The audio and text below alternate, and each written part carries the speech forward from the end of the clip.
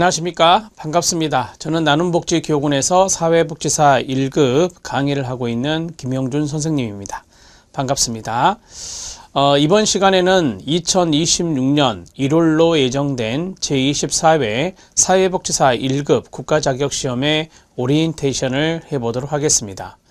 여러분들이 사회복사 1급 국가자격시험을 준비하시면서 미리 많은 정보를 얻으셨을 것 같습니다.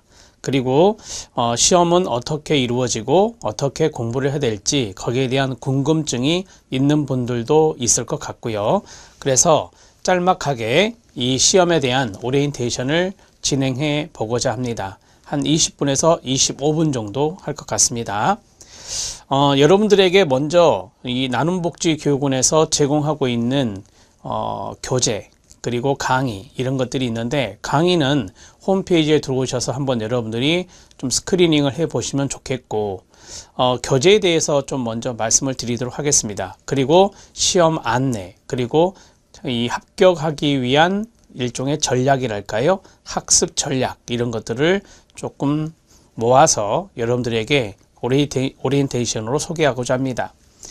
자, 먼저 저희 나눔복지교육원에서 이제 제공하는 강의와 연동된 교재를 말씀드리겠습니다. 우리가 이제 첫 번째 기본 이론서가 있습니다. 기본 이론서가 있고, 그 다음에 핵심 요약집이 있습니다. 그 다음에 기출 문제집이 있고요. 마지막으로 실전 문제집이 있습니다. 자, 교재는 이렇게 네 가지의 분류로 되어 있습니다. 이 교재들이라고 보시면 됩니다. 교재인데요. 당연히 2026년 신간이라고 말씀드릴 수 있겠습니다. 기본 이론서는 1교시, 2교시, 3교시에서 전 3권으로 구성되어 있고요. 핵심 요약집은 한 권으로 구성되어 있습니다. 기출문제집은 문제편과 해설편 해서 전 2권으로 구성되어 있습니다. 실전 문제집도 마찬가지 문제편, 해설편 이렇게 해서 전 2권으로 구성되어 있습니다. 이렇게 이제 이론서에서부터 실전 문제집까지 모두 출간이 됐는데, 그것을 잠깐 보여드리도록 하겠습니다. 지금 제가 보고 있는 것, 이게 바로 기본 이론서입니다. 이게 1교시. 자, 그리고 1교시는 인간행동과 사회환경, 그 다음에 사회복지조사론 두 과목이 있고요. 두 영역이 있고, 그 다음에 이게 2교시입니다. 2교시는 실천론, 실천기술론, 지역사회복지론 이렇게 세 가지 영역이 있습니다. 그리고 이제 3교시가 가장 두껍겠죠. 법제론 때문에. 그래서 3교시는 이렇게 두껍게 돼 있고, 3교시는 정책론, 행정론, 법제론 이렇게 세 가지 영역이 있습니다. 그렇게 해서 기본 이론서가 전체 3권이 되겠습니다. 자, 그리고 이제 두 번째 핵심 요약집입니다. 우리가 이제 그 기본 이론서는 상당히 내용을 방대하게 좀 넣었다면, 여기는 핵심 포인트를 집어넣었다라고 보시면 됩니다. 그래서 기본 이론서는 3권이지만 이것은 한 권의 핵심 요약을 집어넣었다라고 말씀을 드릴 수 있겠습니다. 한 권입니다.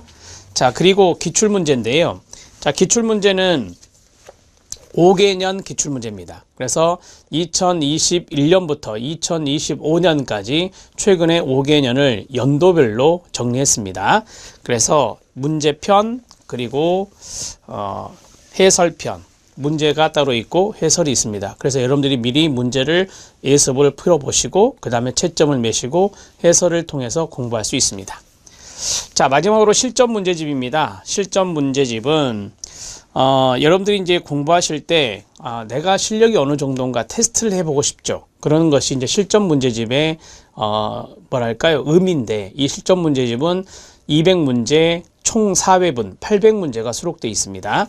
그래서 실전 문제집도 문제편과 이렇게 해설편으로 이루어져 있다, 이렇게 정리할 수 있겠습니다. 그래서 모두 시리즈로 이렇게 출간이 다 된 상태입니다. 자, 그리고 이제 여러분들에게 강의를 하나씩 업로드해서 나눔복지교육원에서 강의를 보실 수 있습니다.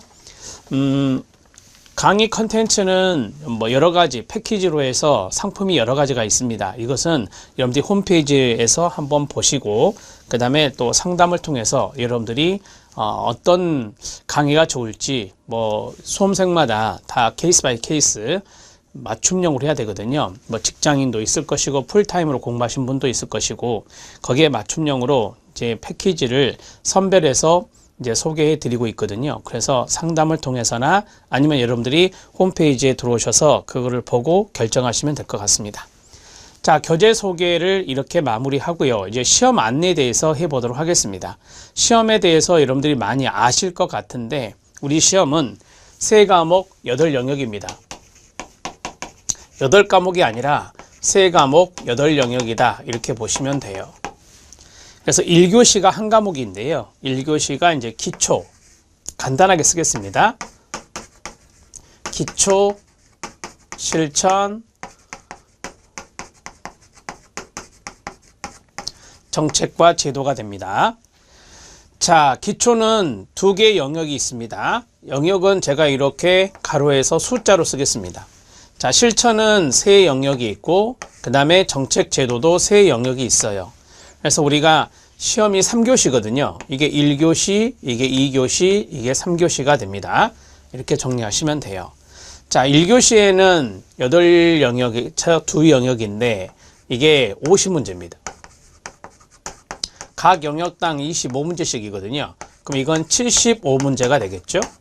75문제, 여기도 75문제가 되겠습니다. 그래서 도합 모두 다 합산해 보면은 그렇습니다. 총 200문제가 된다. 이렇게 정리할 수 있어요. 자, 그래서 우리 시험에 이제 과락이란 게 있습니다. 40% 미만의 과락이 있는데 25문제의 40%가 아니고요. 우리 시험은 3과목이기 때문에 과목이 3개이기 때문에 자, 여기에서 4, 5, 20 그래서 20개라고 쓸게요. 정답수가 20개 미만이면은 과락이 되는 거고 75문제의 40%면 30개거든요. 30개 미만이면 과락인 거고 3교시도 30개 미만이면 과락이 되는 겁니다. 이게 과락의 기준이에요. 과락의 기준. 그럼 여러분들 한번 생각을 해 보실 때 1교시에서 20개 미만? 2교시에서 30개 미만? 3교시에서 30개 미만? 많이 안 나올 것 같은데 그렇습니다. 많이 나오지 않습니다. 답안지를 밀려 쓰지 않는 한 이 과락은 걱정하지 않으셔도 됩니다. 과락은 걱정하지 않으셔도 된다. 이렇게 정리하시면 됩니다. 자, 그러면 우리가 정답수, 합격의 점수는 어떻게 되느냐? 합격 기준은 60%입니다. 합격 기준은 60%인데 자, 전체를 봤을 때 우리가 이제 120개잖아요. 2, 6, 12. 그래서 이 모든 것을 합산했을 때 120개 이상이면 정답수입니다. 정답수가 120개 이상이면 합격이다. 이렇게 말할 수 있습니다. 이 과락은 걱정하지 마시고요. 과락은 걱정하지 마시고 합격 기준이 60%이기 때문에 총 정답수가 합격이 되기 위해서는 120개 이상을 맞춰야 된다. 이렇게 정리하시면 돼요. 어렵지 않죠? 네, 과락과 합격에 대한 내용을 좀 말씀을 드렸습니다. 요걸 많이 궁금해 하세요. 많이 궁금하셔서 먼저 말씀을 드렸고, 자, 이제 과목에 대해서 말씀을 드리면 기초에 해당되는 게 인간 행동과 사회환경, 그리고 사회복지 조사, 실천에 해당되는 3가지가 사회복지 실천론, 사회복지 실천 기술론, 지역사회복지론이 되겠습니다. 정책과 제도는 사회복지 정책론, 사회복지 행정론, 사회복지 법제론이 됩니다. 이렇게 해서 정리가 되죠. 자, 여러분 교재 혹시 교재 있으신 분은 앞에 인트로 인포메이션을 보면 되겠는데 한번 제가 말씀을 드려볼게요. 객관식의 오지선다형입니다. 사지선다가 아니라 우리 시험은 오지선다다라고 보시면 돼요. 주관식 문제는 당연히 없고요. 그 다음에 시험 시간이 있습니다. 시험 시간은 한 문제당 1분이라고 보시면 돼요. 그래서 50분, 75분, 75분 이렇게 정리하시면 되겠습니다. 그래서 일반 수험자를 기준으로 말씀을 드려보면 시험 시간이 9시 반부터 시작합니다. 9시 반부터 시작하고 이제 50분이면 10시 20분에 끝나겠죠. 그 다음에 1교시 끝나고 휴식 시간이 20분 정도 있습니다. 자, 그리고 2교시에는 10시 50분부터 시작해서 12시 5분까지 75분간 보게 됩니다. 자, 그리고 또 20분 쉬었다가 3교시. 3교시는 12시 35분에 시작해서 1시 50분에 끝납니다. 그래서 예전에는 점심시간이 있었는데 이 코로나 때 점심시간이 없어졌죠. 그래서 지금도 없이 진행한다라고 보시면 되겠습니다.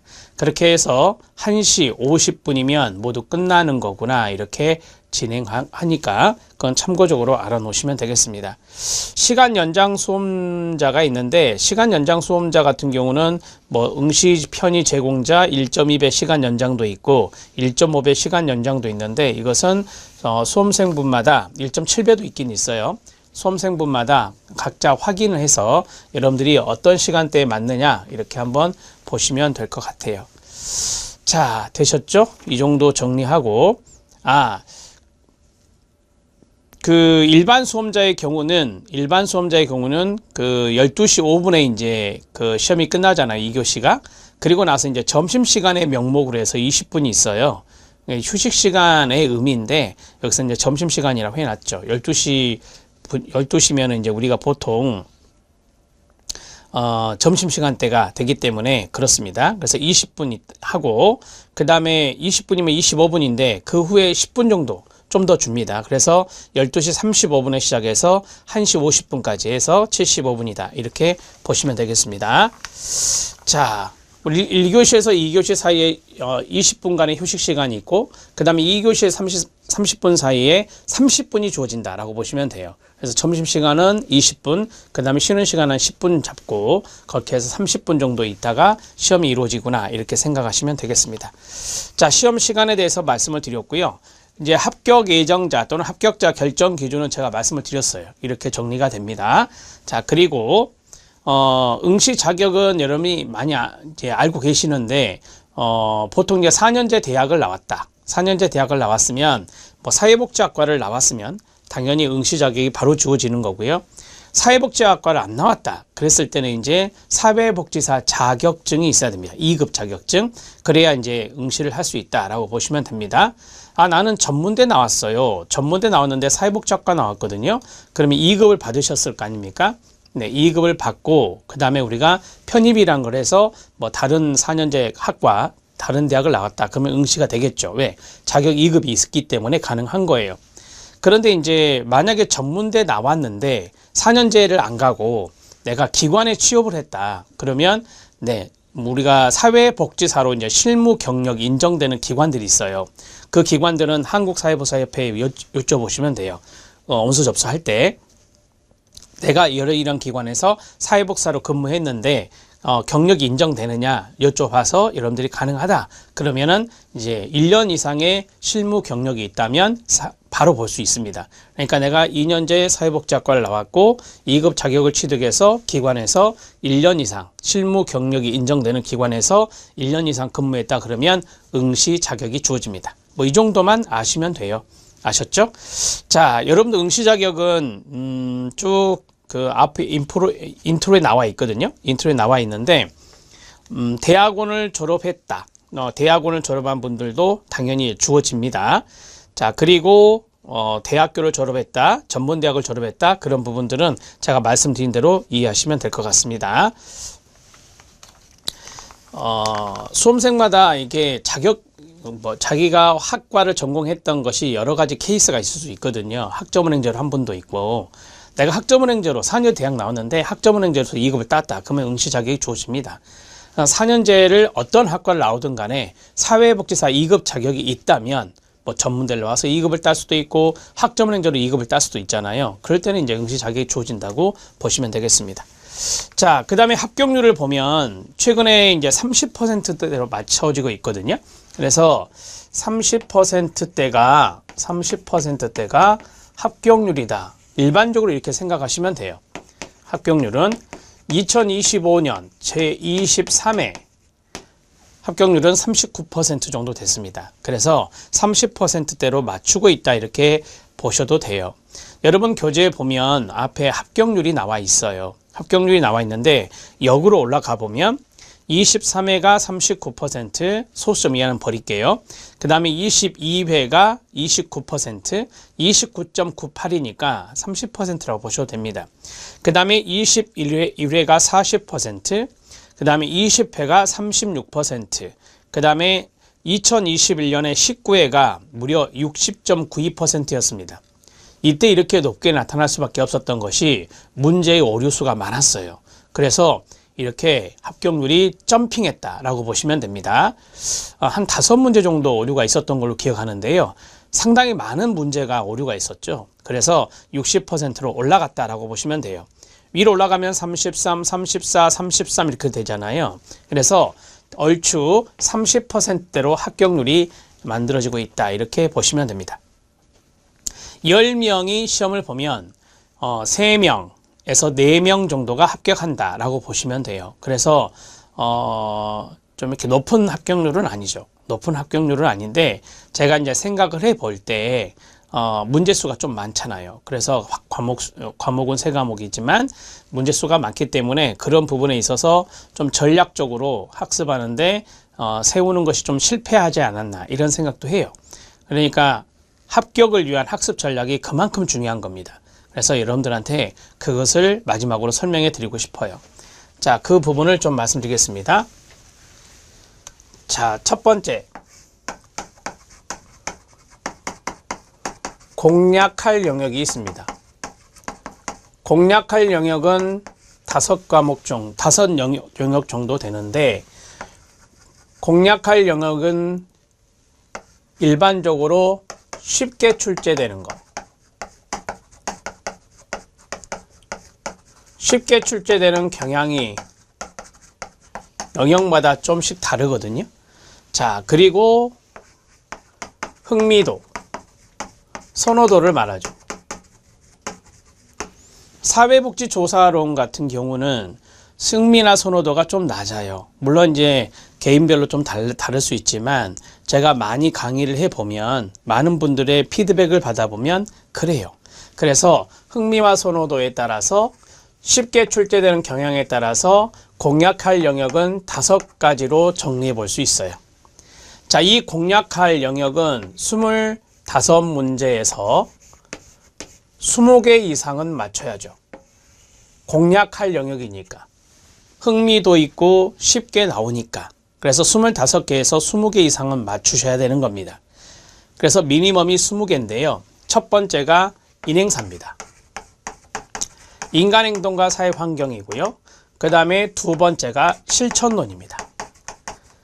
두 번째가 실천론이고요. 세 번째가 지역사회 복지론입니다. 지역사회 복지론. 그 다음에 네 번째가 사회복지 행정론입니다. 마지막 5번째는 저는 법제론을 추천합니다. 법제론을 추천한다. 이렇게 해서 5가지 영역입니다. 사회복지 실천 기술론을 제가 많이 예전에 추천했는데 요즘은 조금 어렵게 나오는 추세예요. 오히려 지역사회 복지론이 좀 더 쉽게 출제되는 경향이 최근에 많아졌습니다. 그래서 지역사회 복지론을 추천해 드립니다. 자, 해보세요. 시작. 인간행동과 사회환경, 사회복지 실천론, 지역사회 복지론, 사회복지 행정론, 법제론입니다. 이렇게 5가지를 20개를 맞췄다? 만약에 20개씩을 맞췄다면 5영역이니까 모두 100개의 정답수가 됩니다. 정답수 100개가 된다. 그럼 나머지에서 몇 개만 맞추면 되죠?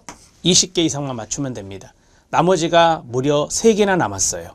첫 번째 뭐가 남았죠? 조사론. 두 번째 뭐가 남았죠? 실천기술론. 세 번째 뭐가 남았죠? 정책론이 남았어요. 요 세 영역이 남았어요. 75문제에서 20개 이상만 맞춰도 합격이 됩니다. 그래서 이 5개의 영역을 공략해야 돼요. 이 5가지 영역은 제가 여러분들한테 적극 추천하는 이유가 2가지 기준이에요. 쉽게 출제된다더라. 흥미도가, 선호도가 높은 영역이라더라. 이렇게 정리할 수 있죠. 자, 이것은 이제 의아한 점이 여러분들이 아마 법제론일 겁니다. 이 법제론은 암기예요. 법제론은 암기예요. 실태조사 3년마다 한다. 그대로 이해하셔야 됩니다.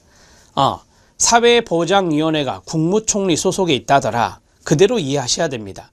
그래서 이렇게 넓은 영역에 있는 것을 어떻게 암기해서 20개를 맞춥니까? 방법이 있습니다.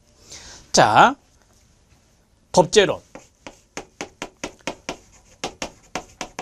법제론은 첫 번째가 기출을 반복 학습해야 돼요. 기출을 반복 학습해야 돼요. 나왔던 것이 재차 나오는 경향이 많기 때문에 기출을 반복 학습해야 돼요. 5번 이상. 그래야 암기가 될 거 아닙니까? 그래야 암기가 된다니까요. 그래야 암기가 가능해집니다. 꼭 기억해 놓으셔야 돼요. 다른 영역을 볼 필요가 없어요. 나오는 것이 또 나오고 잘 나오는 법이 또 잘 나오기 때문에 여러분들은 기출을 반복적으로 학습하면 좋아요.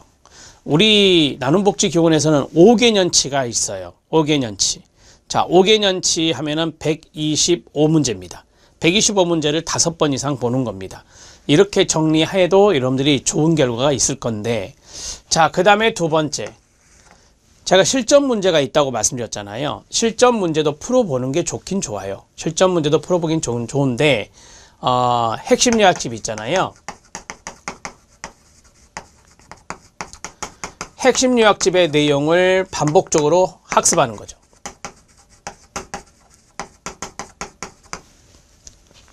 제가 핵심 요약집을 보여드리면, 자, 핵심 요약집이 이렇게 한 권자로 돼 있어요. 한 권자로 돼 있는데 사회복지 법제론에 해당되는 거. 자, 법제론만 제가 잡은 거거든요. 법제론만 잡았는데 이 정도 됩니다. 얇죠? 여기 있는 내용들을 반복적으로 보면은 외워진다고 말씀드릴 수 있습니다. 그리고 법제론은 전반적인 것을 묶어서 공부하는 게 중요하거든요. 실태조사도 묶어서 공부하고, 연령도 묶어서 공부하고, 허가를 받는 거, 그 다음에 인가를 받는 거, 그런 것도 묶어서 공부하는 게 좋고요. 그런 것들이 이제 핵심 요약집에 나와 있습니다. 그래서 핵심 요약집을 반복적으로 학습하는 것도 도움이 될 겁니다. 여기 기출문제 지문에 나와 있지 않는 다른 부분들은 여기에 있는 부분들을 보실 수 있고, 그 다음에 플러스 실전 문제집이 있다 그랬죠. 나는 조금 문제를 더 풀고 싶은데, 그런 사람은 이제 실전 문제집이나 저희들이 이제 시험 보기 전에 그 온라인 모의고사를 보거든요. 온라인 모의고사 1회요. 200문제 온라인 모의고사.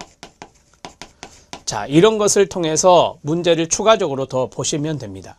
법제로는 이런 노력을 좀 해주셔야 돼요. 그래야 20개 이상이 가능해진다.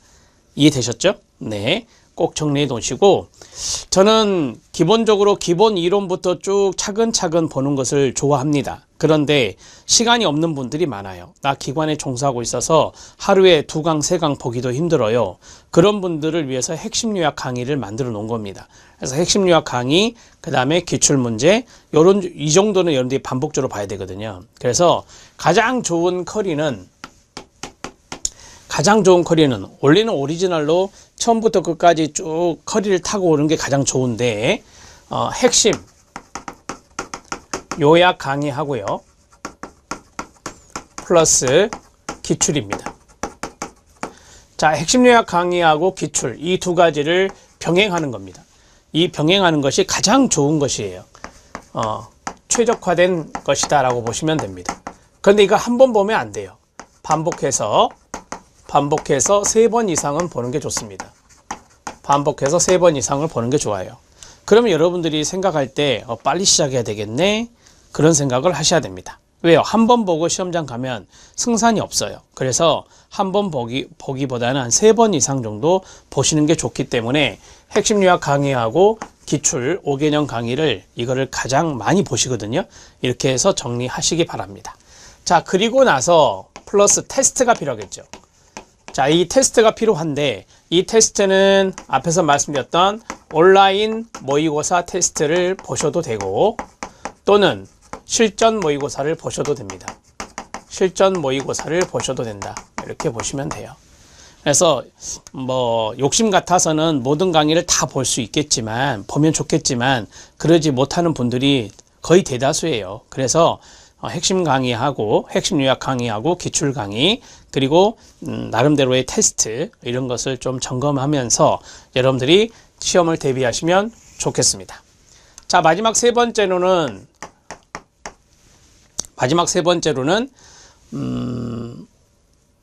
이 공부하는 순서가 있겠죠. 과목 순서가 있는데 영역별 영역 학습 순서,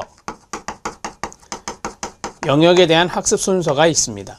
이 학습 순서를 좀 잡아 드릴 테니까 여러분들이 이 순서대로 공부를 하시면 도움이 되지 않을까 싶습니다. 첫 번째, 인간행동과 사회환경, 인행사를 공부를 먼저 하시고요. 자, 인행사와 조금 결합되는 것이 있어요. 그게 뭐냐면 사회복지 실천론도 결합되는 부분이 있고 환경체계, 그 다음에 우리가 학자들의 이론이 많잖아요. 거기에 또 결부되어서 모델과 연관되는 부분도 있어요. 연결되는 부분도 있어요. 그래서 저는 인행사 다음에 사회복지 실천론을 공부하실 것을 추천합니다. 사회복지 실천론을 공부할 것을 추천합니다. 자, 그 다음에 두 번째는 이 실천론하고 약간 많이 중복되는 게 있어요. 기술도 나오죠. 사례 문제도 나오죠. 이런 것들이 실천 기술론입니다. 실천 기술론 이렇게 정리하시면 돼요. 자, 여기 두 군데랑 연결해서 실천 파트가 지역사회복지가 있거든요. 그래서 지역복지론이라고 쓰겠습니다. 지역복지론 이렇게 정리합니다. 2교시가 실천론, 실천기술론, 지역사회복지론이니까 내리 쭉 공부가 되는 거죠. 자, 그 다음에 3교시에 공략해야 될 부분이 바로 행정이었습니다. 그래서 행정론으로 들어가고 그 다음에 행정론 다음에는 우리가 보통 법제에 사회보험하고 공공부조가 나오거든요. 그런데 정책에도 그게 나와요.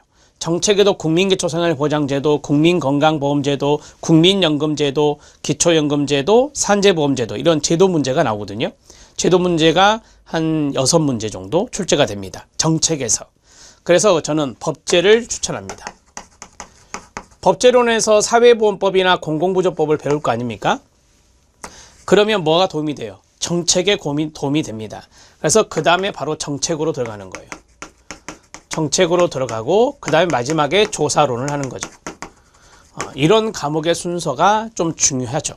자, 인행사, 그 다음에 실천론, 실천기술론, 지역복지론, 행정론, 법제론, 정책론, 조사론 이 순서대로 공부하는 것이 최근의 경향을 봤을 때 아주 좋은 학습 순서가 된다. 이렇게 보시면 되겠습니다.